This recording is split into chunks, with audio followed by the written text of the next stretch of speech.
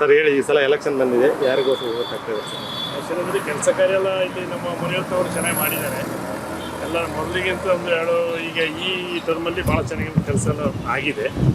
ಆಮೇಲೆ ಈಗ ನಾವು ಎಲ್ಲ ಬಿ ಜೆ ಪಿಗೆಲ್ಲ ಒಲವು ಇರೋದ್ರಿಂದ ಒಂದು, ಆಮೇಲೆ ಎಲ್ಲ ಈಗ ನಮ್ಮ ಡಾಕ್ಟ್ರಿಗೆ ನಿಂತಿದ್ದಾರೆ ಈಗ.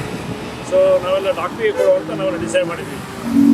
ಇಲ್ಲಿ ಅಭಿವೃದ್ಧಿ ಯಾವ ಥರ ಆಗಿದೆ ಸರ್? ಅಭಿವೃದ್ಧಿ ಬಗ್ಗೆ ಏನು ಮಾತಾಡೋಂಗಿಲ್ಲ, ಅಭಿವೃದ್ಧಿ ಚೆನ್ನಾಗಿದೆ, ತೊಂದರೆ ಇಲ್ಲ. ಬಟ್ ನಮಗೆ M L A Muniratnamma, M P ಇವರು ಗೊತ್ತಾಗಿಲ್ಲ, ಡಿ ಕೆ ಸುರೇಶ್ ಅವರು.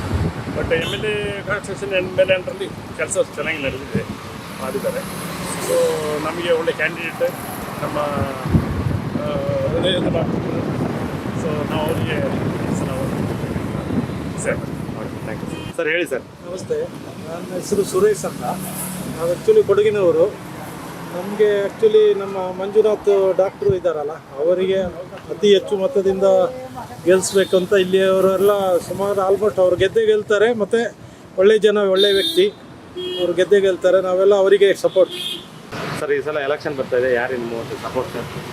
ಸರ್ ಈ ಸರಿ ಎಲೆಕ್ಷನಲ್ಲಿ ನಾವು ಬಿ ಜೆ ಪಿಗೆ ಸಪೋರ್ಟ್ ಮಾಡೋದು ಸರ್. ಯಾಕಂದರೆ ಬಿ ಜೆ ಪಿ ಅವರಿಂದ ಇಲ್ಲಿ ರೋಡು, ರಸ್ತೆ ಕಾಮಗಾರಿ ಎಲ್ಲ ಆಗಿದೆ.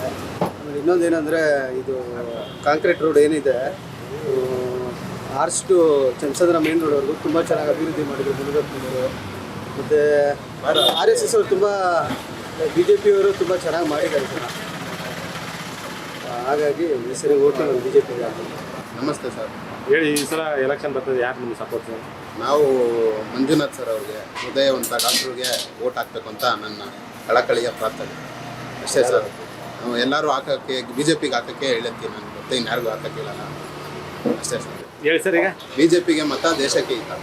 ಸ್ವಾದಿಷ್ಟತೆಯ ಸ್ವಾದ, ತಾಜಾತನದ ಆಹ್ಲಾದ, ಉತ್ತಮ ಆರೋಗ್ಯ ಮತ್ತು ಹೆಚ್ಚಿನ ರೋಗ ನಿರೋಧಕ ಶಕ್ತಿಯ ವೃದ್ಧಿಗೆ ಈಗ ನಿಮಗೆ ಸಿಗುತ್ತಿದೆ ಉತ್ತಮ ಗುಣಮಟ್ಟದ ಪೌಷ್ಟಿಕಾಂಶ. Shri Vaidik millet health mix, ಇದು ಸಿರಿಧಾನ್ಯಗಳ ಸಂಪತ್ತು.